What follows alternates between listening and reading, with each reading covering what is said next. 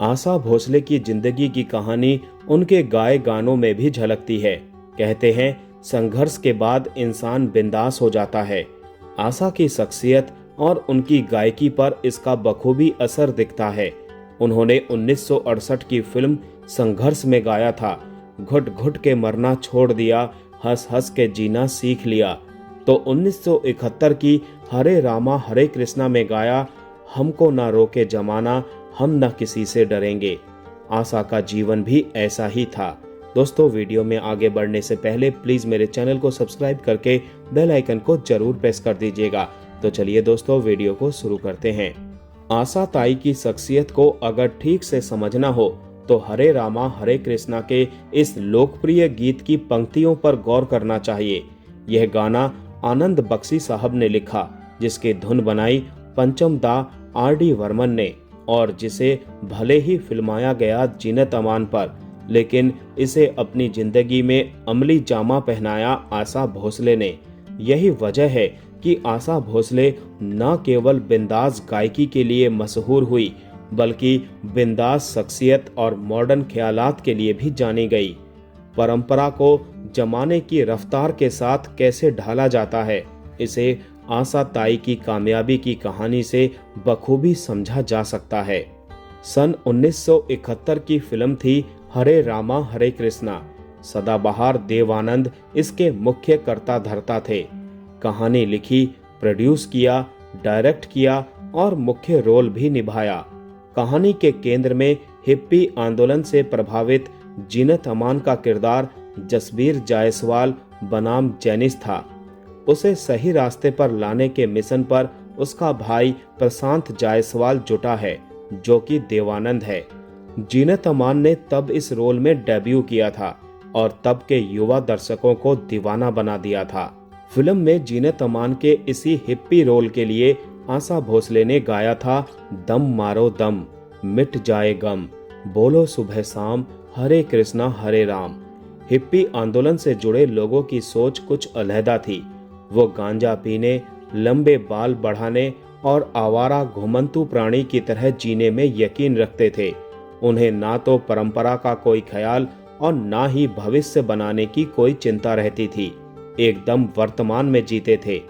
जीनत अमान पर फिल्माए गाने की जो पंक्तियां उल्लेखनीय हैं, वह इस प्रकार हैं। दुनिया ने हमको दिया क्या, दुनिया से हमने लिया क्या, हम सबकी परवाह करे क्यों, सबने हमारा किया क्या।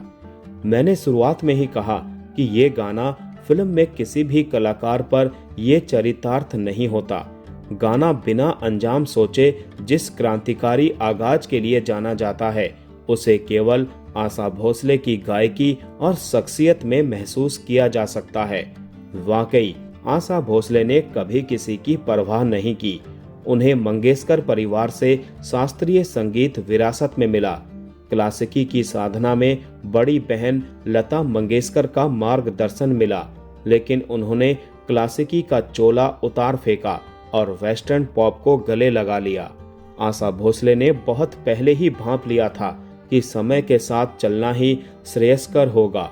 दम मारो दम गाने को लेकर विरोध, हंगामे, प्रतिबंध, आशा का बॉयकॉट आदि की कहानी आप विस्तार से पहले ही सुन चुके हैं।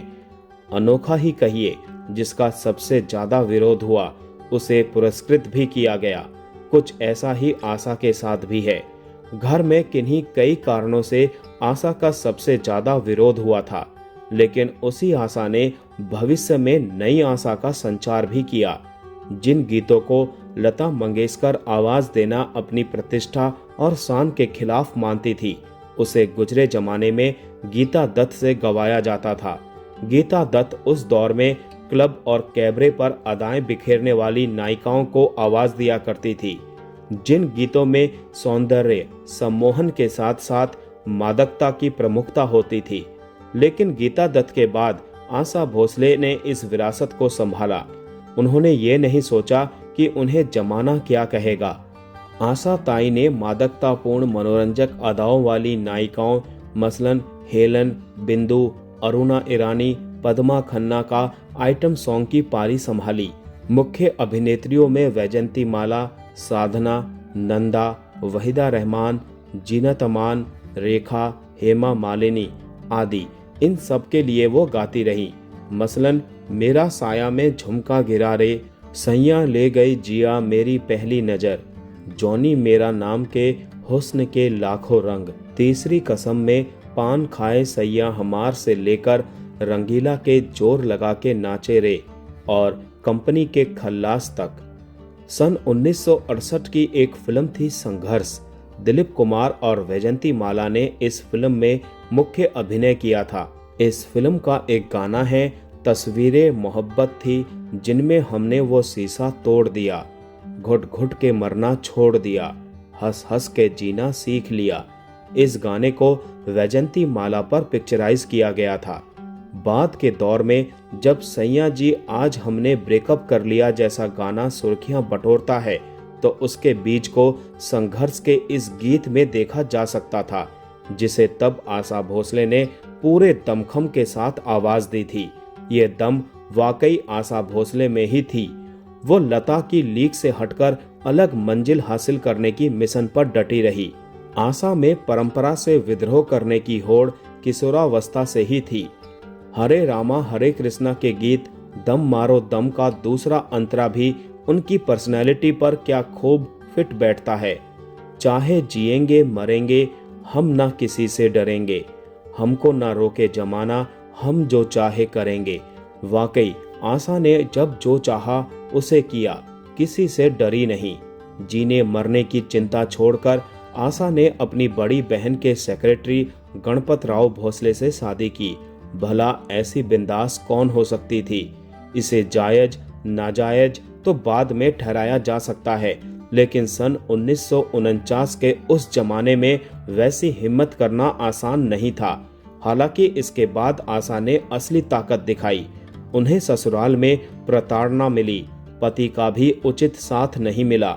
इसके बावजूद उन्होंने गाना नहीं छोड़ा, रियाज से रिश्ता नहीं तोड़ा, जिसने उनके भविष्य की इबारत लिख दी। सन 1960 में वो पति से अलग हो गईं। इसी बीच आर.डी. वर्मन से स्टूडियो में मुलाकातें होती रही।